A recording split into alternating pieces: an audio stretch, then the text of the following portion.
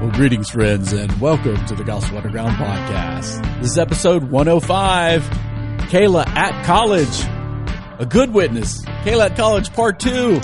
We're broadcasting live for us, from headquarters and campuses and various places up and down Highway 81 here in Virginia. Up and down the corridor. We're in Lexington, Virginia. We're in Blacksburg, Virginia. We're in Radford, Virginia. And we are happy to be with you today. I have with us again, we did this in the first semester, now in her second semester, almost finishing up, almost spring break. Yeah. Kayla Joy Monahan coming to us from Washington Lee University. And what do you guys call it? Lex and Lex. Lexington is fine, but yeah, we do call it Lex. I've heard this, and because your brother repeats it all the time. Anytime we drive by, is Kayla and Lex? Probably. Jesse, I need your wisdom and insight for 1 second here, because apparently Kayla is potentially, almost, maybe going to be in a sorority. Do you know anything? Do you know anything about this world? I know nothing. Well, here in Rad, where I met my wife in college, she was in a sorority. Oh, I know more than maybe I should about sorority world, but of course, Radford in the '90s is surely different than Washington Lee now. So, I really don't feel qualified to speak into it at all. yeah. My experience in Greek life, I texted Kayla, was associated with, in my younger days before I was a Christian, just finding frat boys who wanted to dance. And by that, I meant they wanted wrestle. They were bored like we were late at night, wanted to fight. So I whipped a few frat boys in my life. But other than that, Kayla, hopefully I won't have to whip any more frat boys in the future. But congratulations on your bid. Is that what it's called? Yeah. I got my pin last night officially. Wow. So I'm a member of Pi Beta Phi. I'm not initiated yet. That'll be in a couple of weeks. So it's not totally official, but we're getting there. So Congratulations. Well, thank you for joining us. I know your first time here for Kayla at College. You've been on here multiple times for various reasons. We wanted to talk about what it was like, going through COVID on campus, which is, you're still going through COVID on campus. Oh, yeah. Apparently, not changed. Apparently. But also what it was like adjusting to a university setting. And so obviously I'm your dad, and we have talked about various things regularly. One of the things Kayla's done a great job on is staying in touch with both Casey, myself. I'll hear her on a FaceTime with her little brother. So we don't feel like we're missing out on too many things, but we're excited. We hear all the things going on, friends being made, and wanted to see a little bit from you today what it's like being you're almost 20, which is almost not teenager anymore. I know, it's very weird. Yeah. Oh my goodness. I still remember installing a car seat and feeling very unqualified for this. Like, they just let you take it home. This is this is shocking. That's still fresh in my memory. But you're in a university setting, you're following the Lord in your place, finding academic world, social world, college world. And so we just wanted to check in with you and see how things were going and ask you some questions. Sound good? Works for me. That's what I signed up for. Well, as we begin, universities are a special place. Jesse and I both grew tremendously, became believers, and myself, I became a Christian in college setting. Jesse grew tremendously in his university years, and then both of us worked in college ministry. I guess we still do a little bit. A lot of college students at our church that Jesse's connected with, and then the Bonhoeffer House, and I'm working with them Virginia Tech Wrestlers. So we still kind of work with your crowd, but it's an interesting place to be a distinct Christian. Obviously, many kids who maybe grow up around religious upbringings come to college and do various things. But I wanted to ask you, what is it like walking as a believer, right? Trying to be as distinctly Christian in your university experience thus far? I know you're only a year in, but thus far. God's moved plenty in a year. It has been equally difficult and equally joyful, I would say, trying to be distinctly Christian. Being a Christian doesn't make me this like outsider a lot of the time. But it is definitely known as like who I am. So me and my friends, because we're nerdy on Friday nights, instead of, doing anything too insane to go get COVID, we sit around and play crossword puzzles. We put them on the TV and we'll play for hours. Every time there's a Bible question, everybody looks at me. It's part of who I am to my core, and everybody around me knows that relatively quickly, and I'm pretty open about it. It is just people treat me differently. Like they get uncomfortable swearing around me sometimes, or they just like don't know like, well, what is she okay with? What can I say? And I'm like, say what you want. I'm not going to necessarily agree with you. I'm not necessarily going to be like, oh yes, let's continue doing that line of thinking, or let's do those really wise decisions that a lot of college kids make. But the bottom line is living as a distinct Christian just means that I get to love people a lot deeper than they even are used to a lot of the time. And so your friend group is kind of very mixed of all different backgrounds, and yeah. Tell us a little bit about that. So when I first got here, I spent a lot of time on my hall, which is kind of who we were plugged in with right away. And then when I came back this semester, none of them were here because I got back early to move and stuff. It's a whole hoo-ha, but there wasn't anybody that I was close to really back yet. And so I was like, well, I'm just going to go sit in the common room. And this is terrifying, and I don't know these kids, but I'm just going to go because I didn't really know anybody on my floor. And so I did, and we started all hanging out because we didn't have classes yet. And for about a week, they're now some of my best friends overnight. And so there's a whole range of kids who went to private schools, who went to public schools. One of my closest friends, Pennsylvania, one's from Richmond, two are from North Carolina, a couple from Florida. And it's just been kind of like a whole eclectic mix of different faiths, of different upbringings, and how they push back against those or embrace those. And I'm lucky enough that I got involved right away with a ministry called InterVarsity. And we started a small group that has gotten really tight. And we met over winter break via Zoom and really got close. And people have started asking, hey, what is that? You guys are always so happy all the time. You're always so excited for Monday nights. We get to go to IV. You're like, what is this? And asking like, hey, like, can I come? To the point that we went from 8 to 21 overnight. I mean, like, just had an explosion of people starting to just come. We had to create 2 nights now for the first years because of the COVID. That's a COVID problem. Yeah. Yeah. But it's been amazing to see God move in so many different kinds of people, just because we all care about each other. We all have the same baseline values of we want to care about other people and we don't want to get COVID, which honestly is the baseline value that not everybody has. But we all desperately want community, and we all want to feel connected to people in the midst of that. And so God's an easy way. Like, God is the thing that can connect anyone from any background, no matter what. And so we were praying as a small group to like have conversations about like God, or just figuring out where people are at. I can't tell you within 4 days, I think I had 6 conversations with 6 different people. Like, it just happened. I was like, this isn't me. Like, if this is me, then there's no way. Like, I would just fall over. And so I think I've been super blessed to expand my friend groups the way that I have, especially right now.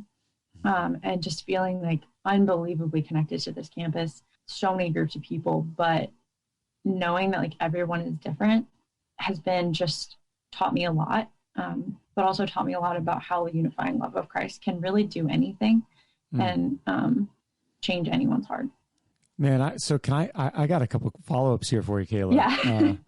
Yeah. One is kind of a silly follow-up, which is, has the college culture, I mean, is crosswords together on a Friday night, like, is this a movement? Is this a normal thing?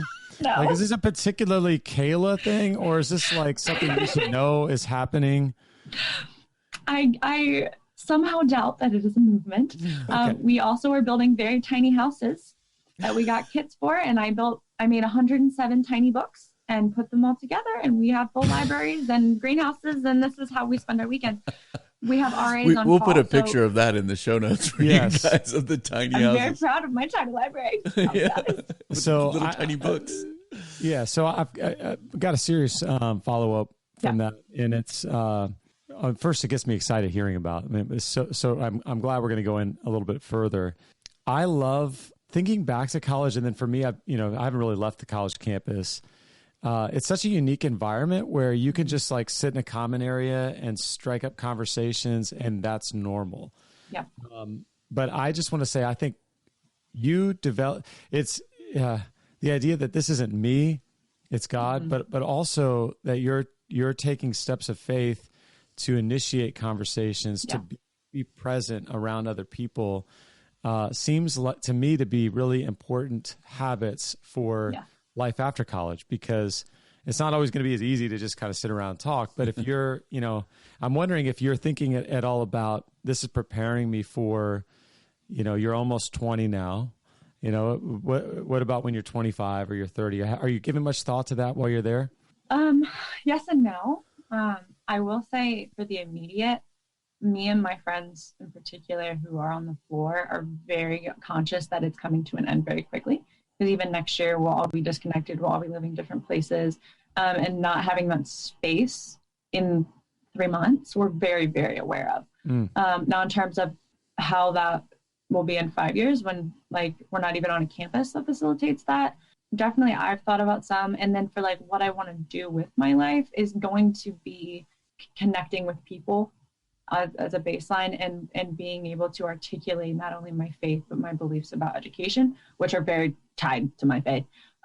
But to be able to confidently do that, I think I need to fully understand what I believe and why. And so having these conversations now and having the boldness to not bend, or not even be like, oh, well, not that that's bad to not fully understand or be able to articulate your thoughts, but that I can build those skills of not having to do that, where I can just be straight up like, no, this is it. And be very honest, be very real with people, I think is going to definitely serve me, whether that's at a meeting next week, whether that's, wherever I end up living the next 4 years, or whether that's, Lord willing, at my school in 25 years. So I haven't specifically been like, yes, my 5-year plan, but in general, absolutely. I think it really is preparing me for that. Cool. Michaela, in terms of obviously university experience, even the word unity and diversity are kind of built into the word, and the idea that there'd be a free exchange of ideas amongst people. There are various thought worlds that take place. I was very aware of that when I became a Christian, out of a different view, and then all these different views that were even in my guys that I did physics problem sets with. Like, okay, these guys are practicing Eastern Kung Fu techniques and playing Dungeons and Dragons, and they believe all kind of stuff. My professor's coming from this perspective. I know what I was learning, right, about faith in Jesus. And so how is that, but both in your friend group, but also in kind of like the authority figures of professors and things like that, how are you interacting with the various thought worlds on campus? Oh, I'll speak to academia in particular, I guess. It depends on the professor and depends on the class. So in my photography class, we have not yet had a debate about beauty, but I'm all down to do it. Or we haven't really been like, okay, as we're learning how to open our camera wider so we can get this specific light in, how is God speaking? And we're not debating that. That's not really come up. And even in my Latin class, where it has been a huge blessing to me, my 8-person Latin class on Zoom at 8:30 in the morning 3 times a week sometimes has been a struggle, I'm going to be honest. But getting in there and reading the firsthand account of Perpetua. Tell us a little bit about Perpetua, who that is. Some of our listeners may not know who Perpetua was, but you're reading her diary in Latin or something like that? Yes, I'm reading excerpts from her diary in Latin with my professor, helping us kind of get through, basically to look at, oh, that's a supine, or that's an infinitive. But he loves her stuff, so we come back to it all the time. Basically, Perpetua was, in Roman times, an actual Roman woman who became a Christian, and her father was an influential, wealthy, Roman, and the Christians were underground at that point being persecuted, and she was pregnant and ended up getting arrested. And for being a Christian. Yes. Yeah. Well, because she would not bow down to basically they make Caesar a god. Yeah. And so she wouldn't say that the emperor like wouldn't pay homage to him as if he was a deity, because she's like, there's only one true God. And all they said, because of her position of wealth and of power and even birthright, gave her the opportunity to just, if you just renounce it, then you can, you'll be fine. Yeah, get back on side, so to speak. Yeah. Yeah. They're like, you don't have to do anything else like we're making all the other Christians do. Like you get a free pass if you just will renounce your God. And you don't even have to renounce your God. You just have to say Caesar too. Like it was a very nitpicky thing. Yeah. She, had a newborn on her hip, and ended up sticking to her guns. The baby was miraculously weaned right before she was killed. And she was put into the arena with wild animals, and she was, killed savagely by lions, I believe. And yet, even in the midst of that, her sacrifice, I get to now read about that today in my university Latin class in a completely secular environment where we are looking at infinitives. Yeah. And it has just been mind-blowing to me, because there is no way she would have had any conception in her mind that the United States of America would even exist, to be honest with you. That English was even a thing that anyone cared about, and that I'm sitting there reading her words, and that her story, that sacrifice that she made, it was worth it. And she's been a light for the kingdom ever since. And so it's just been an incredible experience for me to just sit there and be like, okay, this is what it's about. It's amazing. You think of all the history that between Perpetua and you, two young women, and how God spans that and encourages us through that. I remember reading in philosophy class, I'd never read certain philosophers in Source, and I was doing that at Virginia Tech for, as a campus minister. I was like, take some philosophy. And I was like, wow, they're making me read Augustine on purpose. We've read Augustine and Aquinas in my class, and I'm just sitting there like, okay. And you text me the other day, hey, I'm reading Romans or something in the Latin Vulgate. And Luke. Yeah. Straight up, because like it's pure classical Latin. So, and it's very intact, and it's very well done, and it's relatively well known. It's becoming less and less known. Like, he was asking us about a parable and people didn't know it, but you're like, I can jump in on that. Wow. Love it. Yeah. Awesome. Well, when you're in these, what I've just heard from you, Kayla, is that you have not just friends, but healthy and good relationships with guys, girls, different faiths, different beliefs, no beliefs. Obviously, you're doing things differently because you follow Jesus. But how is that connection? How are those relationships stay good, healthy in a college setting? Obviously, COVID's going to change, right? Where people are going to be going to ragers and stuff probably, and there'll be some different contexts where maybe Friday night there'll be more things to do than crossword puzzles and tiny houses. Maybe not for everyone, but how is that? How do you stay like present, authentic, and yet yourself? I think being present and authentic means that I need to be myself. I don't think there's a distinction for me, which I'm really grateful for, because you've said this to me so many times since I was probably the first time that I can remember, I was like 7, but I've used it throughout my whole semester talking to other people, and it's know who you are and whose you are, and being rooted in who I am is a child of God. Yeah. You got an issue with that? Yeah. We'll talk about it. But also whose I am. I belong to my family. I belong to my friends. I belong to God. And so there is no huge battle for me in coming off a certain way. But I'm very conscious that if I lead with, yes, hello, my name is Kayla Monahan and I'm a Christian, that there will be assumptions made. Some of those are probably correct. Yeah. Some of maybe not correct. Yeah.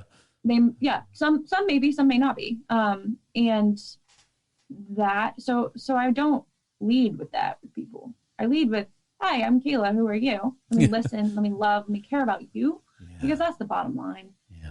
Is that I'm able to have so many meaningful relationships because I really, really care about people. And I want to know how your day was. I want to know when you're upset, I want you to come to my room crying at 1 a.m. It's fine. Like, are you asleep? I don't care. Like, I'm here. And so I think that takes a lot of effort to be that present. But my friends know, just because I'm a Christian, and honestly, because I'm a Christian, is more accurate, is why that I care about people the way I do. Yeah. And so if that means we're going to go walk to Kroger to buy eggs to go dye Easter eggs tomorrow, we're doing it in an hour and a half. Or if that means that, you know, I'm exhausted and I've just been run over by a bus and I text you, hey, I really need someone to talk to, then I know I have like a group of 3 people who are like, all right, time for group therapy. And we'll talk about it for hours. And they know I'll do that for them and they'll do it for me. And so I think ultimately just being a genuine person and not trying to fit in and not trying to act cool. I don't really care what people think of me. Like I do, because I stress about it after, but that's not going to change who I am. It's just going to make me feel guilty later. And so having that baseline of knowing who I am and whose I am allows me to do that, allows me to just recklessly love. And then when people ask why, like, why are you still here? Why are you still caring? And why do you care about the little things, which ultimately leads to the bigger, harder things? It's because I'm loved so much and I just want to share that. So, you know, you mentioning, Kayla, that you remember your dad, Reed, saying you need to know who you are and whose you are, and that's really stuck with you. First of all, it gives me hope that my kids might remember something other than me like yelling at them, or so there's some hope there. So thank you. Yeah. That was really helpful. They'll remember way more than you think. Well, that I'm not sure does give me hope, but that they might remember some of the good things does. But I'm wondering if you could speak to how much your life and your family and the particular things, like your family life is a little bit different because of who your parents are and what they're good at, what they're, you know, Reed is Reed, you know, like not every dad can be Reed, but I am wondering what can I learn as a dad of kids who are, you know, 11, 10, 8, and 3 about preparing the kind of, you know, the posture towards life and others and towards God that allows you to be as secure and able to enter into friendship as you are, and engage with different things in classroom. I mean, there's a lot going on here. So, yeah. I mean, first of all, every kid's different, and my security is very different than my sister's security in a lot of ways, and very different than my little brother's. So that's not always going to look the same, but I think having that understanding that my family's always there has been a huge lifeline for me, especially leaving home. Knowing that that I have a secure family unit that's there has made a huge difference. But also that they want to push me and have since I was little. One of the things, I was talking to one of my agnostic friends about how I was raised. And I was like, yeah, I was never told this is what you're supposed to believe and now do it. Not once, even from the age of 4. I was told, okay, what do you believe and why? Here's what we believe, that we live as a family. And this is what we're living, literally on a mission in pursuit of this, in pursuit of this truth and this love and this honesty and integrity. But why? And to be encouraged to ask why. I always, okay, wait, hold on. What do you mean by that? What does this mean? What did I hear with this context, with these people in school or wherever, or on the soccer field? What does that mean? And to be able to have real conversations about that, for parents not to brush their kids off, and to just throw them in a Sunday school classroom and say, you have to do this because we all do it, is just so detrimental. And I've had friends be like, whoa, like, I have mad respect for your parents because I wish mine had done that, just because I know what I believe and why. And I have had practice articulating that, because around the dinner table, someone will bring up something, they're like, all right, let's go at it. Whether that's my younger brother, who's 9 at the time, or like 5, or when he was really little, just asking things very bluntly, or my sister frustrated because she had a debate with someone at school that didn't go as well as she wanted, and everywhere in between that. And just knowing that have a place to go do that has made a tremendous difference, that I can go process, whatever conversation I just had, or I'm like, hey, I need resources. I'm doing this Bible study. I'm stuck on something. And I can text my dad and be like, here's my Logos, like log in. And not everybody can do that. And I'm very aware that I'm really, really blessed with my parents and with their experience in even a college realm to be able to interact on the spiritual level with really difficult things.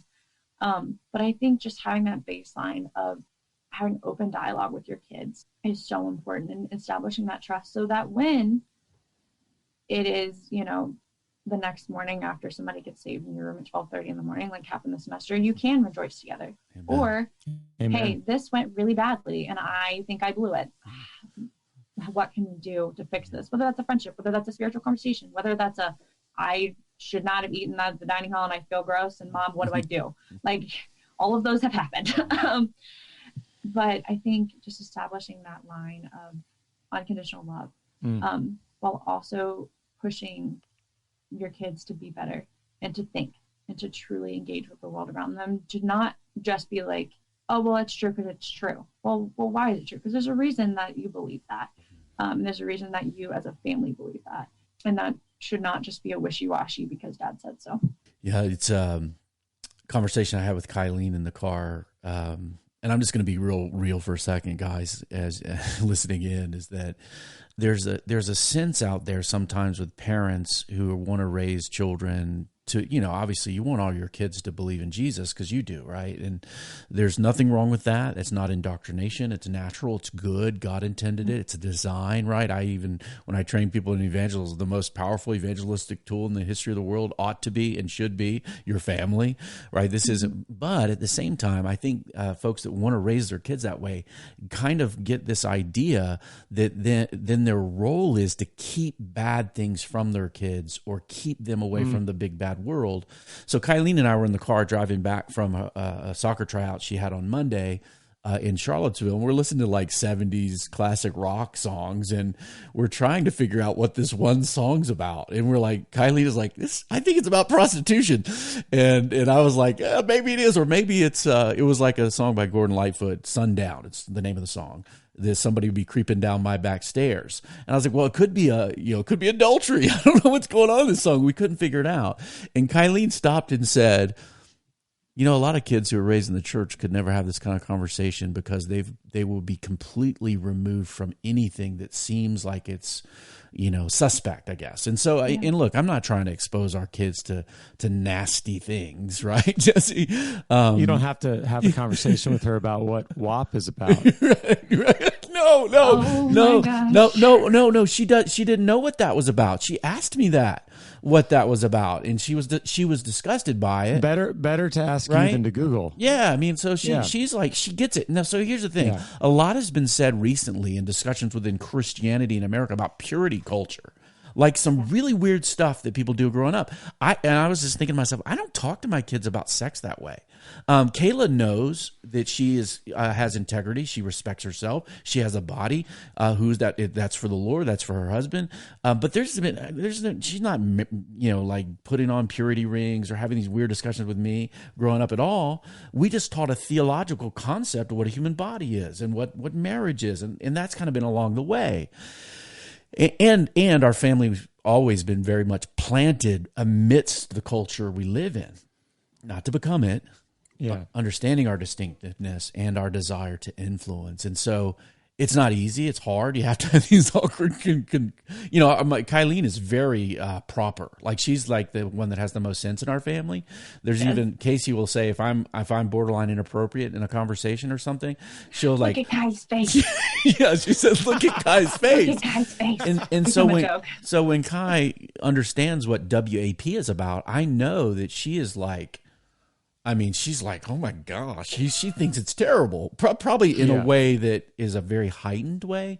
Mm-hmm. But that didn't come from external. That came from the development of her conscience. Well, even what I'm hearing is the twin reality of the love and the connection, and we are here. We're not going anywhere. We're always going to be here. We've got each other's back as a family, and God has us. And then on the other side, that your family life, your table, your relation, this is a place of learning, discovery, inquisition, curiosity, pushing each other. It's almost a school of philosophy in the home, so that when you're 20 and in college, it's not just that you know the right answers because your dad fed you the right answers. Yeah. You know how to seek and find the truth. You know how to engage with different sources coming in and sort it out. And I love that. And guys, this makes me uncomfortable because obviously I know all of our flaws. This is something people don't realize about our families. Like each of us knows kind of the major kind of weaknesses and sins, temptations of each other, right? Yeah. And that's been known for a long time. And we help each other and push each other on that. And to be honest, guys, I just didn't have a certain thing growing up with my own father. And so there's a lot that comes out of me of that's desire oriented. Like for me to be able to joke with my son and tell him, hey man, I'm looking out for you. I used to say that to him when he's really little. I mean, I mean that so deeply, to the point that it hurts. And that I want that for him to know, hey, somebody's looking out for you. Hey, somebody, when you go to bed at night, like Kayla, we don't see her as much anymore. She's doing there's whole days. I've been thinking this way, Jesse. There's whole days that pass in her life with all kinds of things that I have no idea about. But I still sometimes I want her to know, they have, somebody's thinking about you tonight.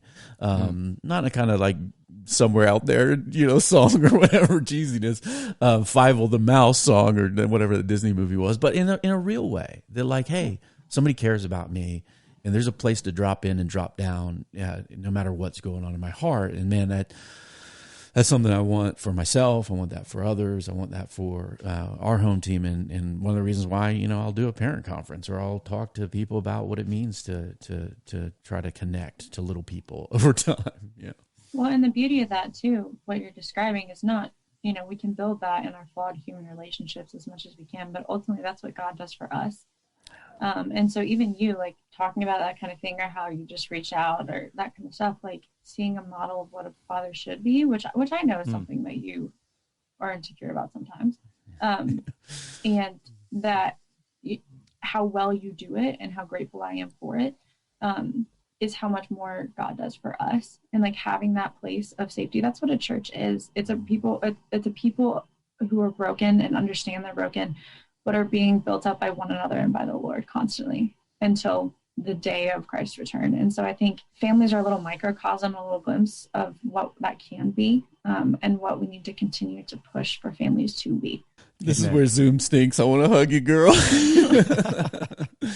No, thanks, guys. This is, man, I'm a little bit emotionally stumped right now, I guess, and thankful, I guess, the right word. And one of the things, Jesse, that you're already experiencing, and you will as your kids get older, you start to receive a lot from your kids in various ways. And I've seen that with all three of mine, is that they know my weaknesses and insecurities and love me anyway. And even to become part of what God uses to support you as a grown-up, right? And then our roles are going to shift. I mean, I'm like trying to figure out what's it mean to get old. It's like Tommy jokes, he's like, yeah, Dad, you come live in my basement and watch Premier League soccer when you're old and can't walk and stuff. I was like, oh, man, I'll probably go before your mom, so you take care of her.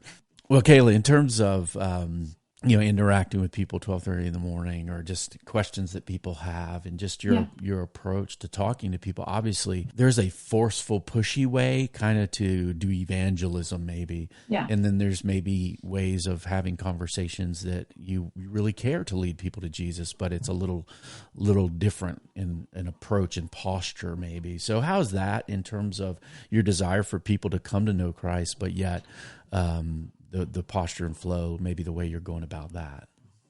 Yeah. My whole life, I've always kind of been like, we want people to come to Christ, to understand the blessings that is, and that is eternally.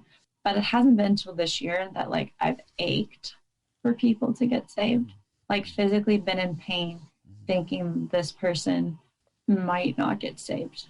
And I know that's not on me. I know that I have no way that kind of power, nor do I want it, to be honest with you. It's a big responsibility. Yeah, it's not ours. I do not have that on me, and other people's souls are not mine. Mine is messed up enough. I feel like that real desire to just, because I'm so full of Christ. Like, because I've hit so many moments in this semester where I'm just so empty. And I was like, I'd be like, how are you still going? I'm like, I don't know. God, I keep going back up. I keep getting filled back up. Like on the daily basis, I'll just like be completely drained and can't give anything more to anybody else. And then I get a random Bible verse that happens to be my life verse. I was like, all right, God, I know you're with me and I know I can do this. And then I'm filled back up again. And so even just living my life that way is an example. And makes people question, like, how are you standing? I don't know. It's not me. And I think that having that, it's not even, I mean, I guess it's technically humility, like it's not me, but like being truly rooted in that, being like, I am just not capable of doing everything that I'm called to do by myself. And that reliance that I truly have to have on God has just been a testament, I think, to him, to me getting closer to him and to just him moving through me, but also just listening to people. If you have a question, ask. Yeah. If you don't get why I said something, or you have an issue with what I said, I have a close enough relationship with people where they feel comfortable just asking. And they know I'm not going to attack them. I'm not forcing anything down their throats. But ultimately, if we're having a conversation about why you're feeling down, and I'm affirming you and saying that you're not, this terrible person, that people love you, that you have value, that comes back to you have value because you're a son or daughter of Christ. Yeah. And so everybody knows if you're going to come to me, it's going to go back to Jesus. And yet they still come because they know that I'm going to listen, and because I'm going to engage, and because I'm not just going to let them talk at me, and I'm going to talk at them. But if you really have an issue with the way the church treated you or someone you cared about, I want to hear about it. I want to apologize for that, because that's not the love of Christ. And then I want to grow together as we try and learn and figure things out. And so whether that is a friend who's just completely not been exposed to Christianity at all, doesn't care about Christianity at all, or as someone who is, would say that they're a Christian and is wrestling with what that really means, and how to live that as their own individual faith. What does that look like? Yeah. They all know the same baseline things about me, that I'm a Christian first, and that I love them. Yeah. And because of that, those discussions, and you're on the same road, right? It's like I'm trying to figure it out too, and learn and grow, and that's and you've even mentioned to me how much enjoyment, maybe is the right word, of people that are really thoughtful, no matter what their faith is, how you enjoy that deep engagement about things that really matter, right? Because you're not just hitting a bunch of nonsense or whatever. You're actually going in real on real things. Yeah. On hard issues, on stuff that really hurts, and stuff that people really feel, and stuff that is not easy to tell others about. Yeah. And so if you're willing to trust me with that, I fully understand what that means. Yeah. I'm not taking that for granted. Yeah. And I think people who just brush off when others are hurting, you're not helpful. Yeah. You're not being a light for Christ in those moments. You're really not. Yeah, let's have some kindness. And, that's what a lot of people, what we all need. We need people to love us and be kind to us and be patient with us. And I think you're right, Kayla. It's like, what does God do with us? It's his kindness. And his kindness leads us to repentance, and his favor leads us to life. And so you mentioned the church already. This is an old part of the Gospel Underground where we have a pastor on here named Jesse Fury, and we know the value of the local church community. And so we're going to ask Jesse to ask our final question and take us all to church here now. What a setup. What a setup. Oh, my gosh. So, Kayla, I haven't had to find a church in a long time. It's been probably 20 years since I looked for a church. I'm curious, your journey here at college and in Lex, in a different place. Talk about what it's been like finding a church, what it's like searching, maybe even if you have found a good church, some advice for anybody out there who's looking or thinking about sending their kids off to college one day. What might they tell their children about finding a good church in college? Like your sister. Yeah. Like your sister. So I came into college having a weird experience and looking for churches as a family, because we went from Dad's job being at the church, and that's in our house. That was when we were church planting in New Jersey. That's what that's. Yeah, for context. Yeah. Like I didn't get any options, but also there was no other thought that there were other churches I was supposed to go to, because like that was where Dad was. And you were assisting with that. I mean, we had some great memories of you helping me fold programs and things when you were real little. Still my favorite thing to do. Whenever he's speaking, I go early with him. But then we moved to Blacksburg, and that was the first time we had to really decide as a family where to look for a church. That was a whole roller coaster. And there was, it made me start to think, what do I value in a church? Like, what really matters to me? Because I'd never had to think about it before. It was very much, it wasn't just like I went along with my parents. It was like, this is our whole family's life, and this is your options. And so trying to figure out like, oh, okay, there are different kinds of pastors. There are different kinds of even denominations. There's lots of different things out there. And that started, to get the gears turning a little bit for me. And I was grateful to have done that with my family, even though it was a rather stressful process. We had a split household on that. Yeah, we did. Yeah. But so Kayla and I did not agree. We didn't agree. So what you were looking for? Yeah. No, we didn't. Yeah, and Jesse knows that, so he's not. I know that. I'm not surprised or offended. Yeah. But then going to college in the pandemic, I was like, oh goodness gracious. Do I leave campus ever? Am I allowed to do that? What are the rules that change every single day and continue to change every single day? I don't want to go expose some grandma and something, spread COVID or something.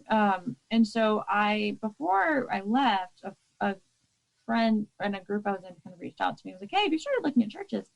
And I was like, no. He was like, oh, I'm visiting online before I leave. I was like, what? Genius. And so we did that a little bit at home with my family, which was great, that we could kind of watch a couple different churches before I left. And then I got here and I kind of found a non-denominational church that I was like, it looks and feels right on YouTube. And every Sunday I would watch on my own, kind of just early in the morning. I would watch the week before that was already recorded, because I didn't want to wait for the church service later in the afternoon. When half the day was gone, I was like, I want to do an 8 a.m. service. And I kind of used that as an excuse. And I didn't realize how much I was using it as an excuse. Now, it's a valid excuse that I didn't want to go give someone COVID, and I didn't know exactly how much I could push it. But particularly this semester, when more and more of my friends have found churches they've dialed into, I was like, well, I'm kind of going to this one. Great church.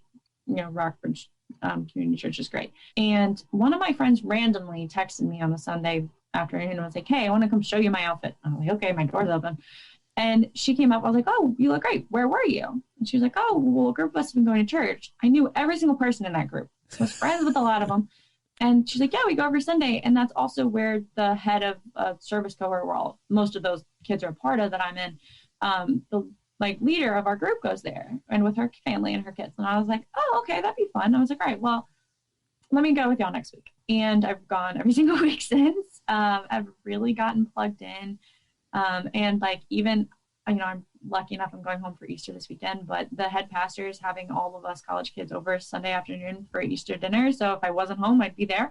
And, I didn't do it because I'm already overcommitted, but most of my friends in that group are now leading Awana and helping with youth group, and are really plugged in and are being loved on by multi-generational ways that only a church can provide. And even was sitting there, and a woman was speaking about how next year they're going to have a classical Christian middle school, boys school meet in the sanctuary. And if they have, if you have any way you can pray for them, or want to love on them, or want to have speaker suggestions, whatever. So I went up and talked to her and was like, hey, this is crazy, but this is what my dad does.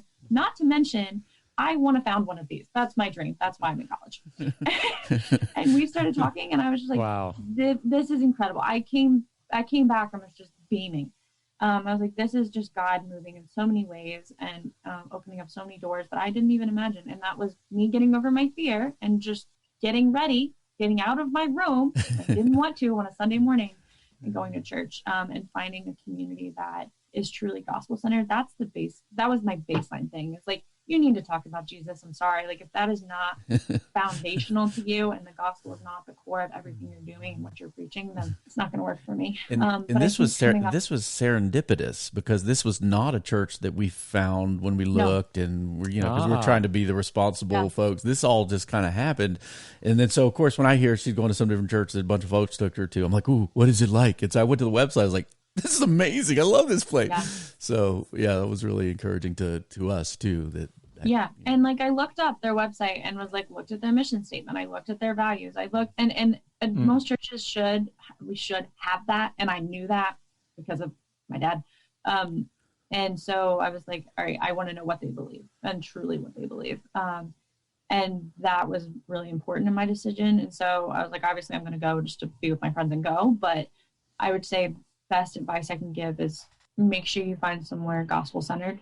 And you find somewhere that is authentic to the Bible, is not just, making a scrapbook out of feelings from the pulpit and that kind of thing. But you're not opposed to scrapbooking your feelings. No, I'm not. As someone who is a diehard scrapbooker and ridiculously open with their feelings. Tiny house builder. Tiny house builder. Poem writer. Yeah. Oh yeah, the amount of notebooks I brought with me to college that are now full is kind of absurd. But being able to really preach from, the Bible is really important. And so having those, and then just taking a chance and putting yourself out there, like especially as a college kid, go do it. Church is important. Yeah. It's so easy to brush off. It is so easy to just be, I've got this ministry thing. I've got this Bible study. Go to church. Yeah. Amen. Yeah, and you mentioned the one more thing. If I could add one, you mentioned the multi-generational environment that you can't find anywhere else when you're in college. I mean, you might get a little bit in class, but in class it's just a group of college kids and one person that's a different generation usually. Yeah. But in church you're just surrounded by babies and old people and all kinds. I miss kids so much. Yeah. So good. Well, Kayla, we know you. We know you're a busy college student. You got lots of classes. You're involved in. Our conversations are now. Are you involved in too many things? Trying to make those decisions. Yeah. Some days when the meltdowns are happening, and now you call other people, not just us. That's amazing. We appreciate your time. We really do. That you would be transparent with us, open with us, give your time on an afternoon in your dorm to a podcast. Always want to hang out with your dad. This is a private fear of all families have. Will they forget us someday? And so thanks for being with us today. It's been an honor. And Kayla College, we'll have you on again. Anytime, I love it. You're a good guest, Kayla. We appreciate it when you're on with us. And passage in the Bible.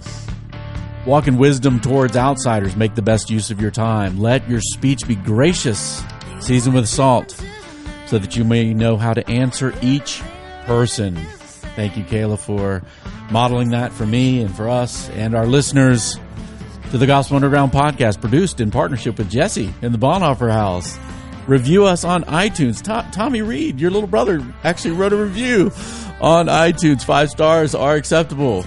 Send your comments, feedback, questions you might want us to take up here on the Underground to info@gospelunderground.org. Have your friends send us some questions. We'd love to take up their questions. We are a dialogue taking place in the borderlands between the church and culture. Hope to see you out there in Rad and in Lex and in the Berg. Peace. Thanks, guys.